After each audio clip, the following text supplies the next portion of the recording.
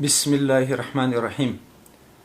دا چې د امریکا ولسمشر جو بایدن بالاخره 20 کاله وروسته د امریکا پوځونو بشپړ وتل پرته له شرایطو، همدارنګه ناټو د خپلو پوځیانو وتل پرته له شرایطه تر سپټمبر پورې وکړ، دا یو ښه پرمختګ دی.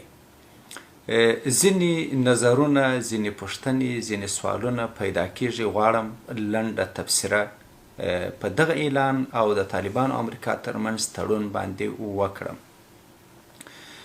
تیر کال 29 د فبروري چې د طالبانو امریکا ترمنځ تړون وسو، تړونونه عموما ستونزې لري، په خپل وخت باندې عملي کېدل نسی کېدلی. په دغه تړون کې هم ځینې غټې پریکړې په خپل وخت باندې عملي نسولې. هغه غټې پریکړې چې هم د طالبان لخوا ونه سوې او هم د امریکا لخوا، دوه مهمې پریکړې د طالبانو لخوا او دوه مهمې پریکړې د امریکا لخوا وې. طالبان په دومره موده کې چې 14 میاشتې وې اوربند ته آماده نسو یا شرایط دې ورته مساعد نسول. همدارنګه چې په تړون کې ولو چې له افغان حکومت او سیاسي مشرانو سره به طالبان جوړجاړی کوي، په یو نظام به دوی سره جوړیږي، هغه هم طالبان ونه توانېدل او افغان حکومت هم په دې برخه کې چمتوالی نه درلود. په تړون کې راغلی و چې امریکا به په 3 میاشتو کې د طالبانو مشران له تور لیست څخه لرې کوي او د مۍ تر اولې به دوی د خپلو ځواکونو وتل بشپړ کوي. دا دواړه غوښتنې یا دا دواړه ژمنې امریکا ونه سوی کولی. په دې وختونو کې مختلف ستونزې پیدا سوې. که په خپل وخت باندې د تړون هره برخه نه عملي کېدل نقض وي، نو بیا اوربند ونسو او سیاسي جوړجاړی ونسو، دا په دې معنا نه ده چې تړون د نقض سي. همدارنګه له تور لیست څخه د طالبانو نومونه لرې نسولو، نو پکار و چې تړون نقض سي، مګر په دې کې زغم او حوصلې ته دواړه لوري باید ولري.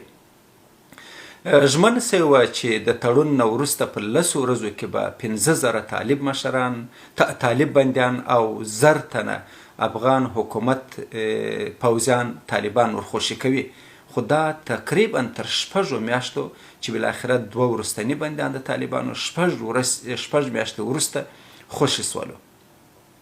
او دارنګه د مارچ پر 10 باندې خبرې بین الافغاني شروع نسولې، 6 میاشتې وروسته شروع سولې. نو تړون باید نوی مات سوی، همداسې وسول.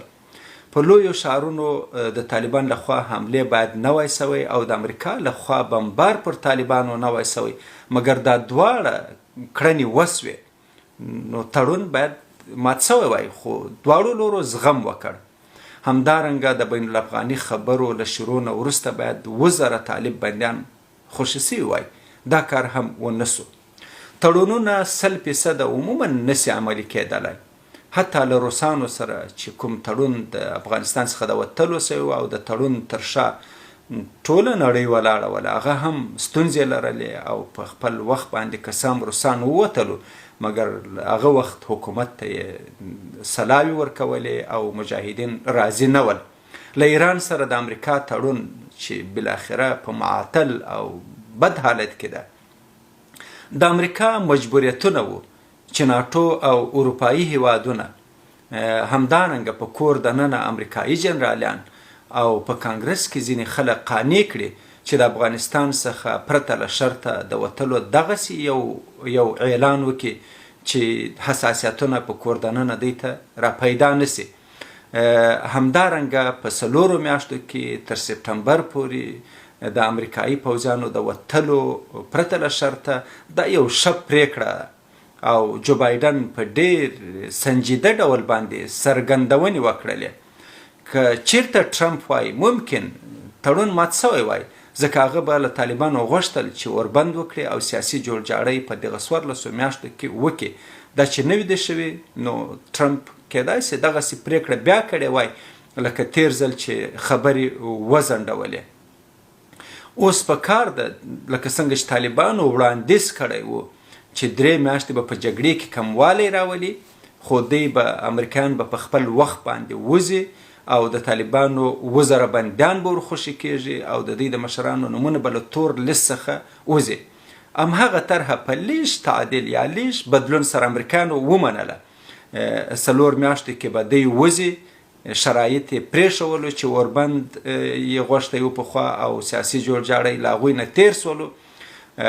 همدارنګه د طالبانو نومونه به له تور لیست څخه لرې کېږي او 1000 بندیان یا شاوخوا کېدای شي هغوی هم خلاصي. نو زه فکر کوم چې په دې کې پکار ده چې حوصله وسي. زما په نظر چې پټ به همدغسې یو تفاهم هم سوی و چې طالبانو ته به یې وعده ورکړې وي چې د دوی مشرانو نومونه به له تور لیست څخه ایسته کېږي او د دوی بندیان به خوشي کېږي. اوس به وګورو کېدای شي د طالبانو غبرګون هم نرم وي. که هر لوری له تړون څخه د وتلو او د تړون د نقص اعلان کوي دا به تېروتنه وي، او که جګړه په لویه ښارونو کې زیاتیږي او حملې زیاتیږي فکر کوم دا هم تېروتنه به وي. طالبانو افغان حکومت سیاسي مشرانو ته مسؤلیت ور په غاړه دی چې د کورنۍ جګړې څخه مخنیوی وسي او بالاخره یو سیاسي جوړجاړي ته ورسیږي.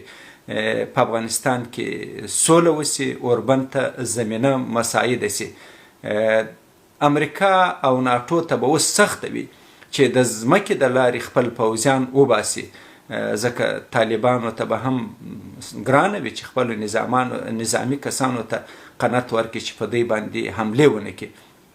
زما په نظر له دې وروسته به امریکایان په خپلو اډو کې پاتې وي او کېدای شي تر سپټمبر پورې د هوا د لارې ووځي او زما په نظر چې دوی خپل اړین نظامي تجهیزات مخکې وړي دي. لازم تیاری د وتلو لپاره و، لکه د دوی لوی درستیز چې مو وویلو چې په یوه هفته کې م کولی شي دوی ووځي. نو ښه به دا وي چې دغه ستونزه حل سوې وي. د امریکایانو لپاره دغه لاره پاته ده چې د هوا د لارې به وځي او که په ځمکه باندې وځي کېدای شي له ستونزو سره مخ شي.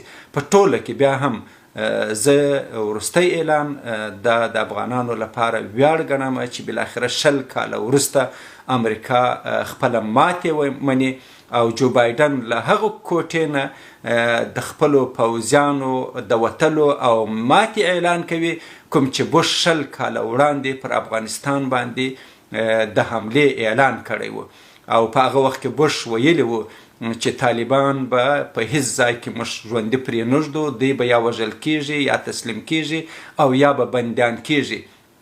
مګر 20 کاله وروسته جو بایدن اعلان کوي چې موږ له طالبانو څخه غواړو چې زموږ پر ځواکونو باندې برید ونه کړي او موږ به خپل ځواکونه له افغانستان څخه په بشپړ ډول باسو. همدارنګه ناټو هم اعلان کړی ده تمه ده چې افغان ټول لوري یو سیاسي داسې جوړجاړي ته ورسیږي چې ټول افغانان پکې خپل ځان وویني او داسې یو نظام چې افغانانو ته د منلو وړ وي.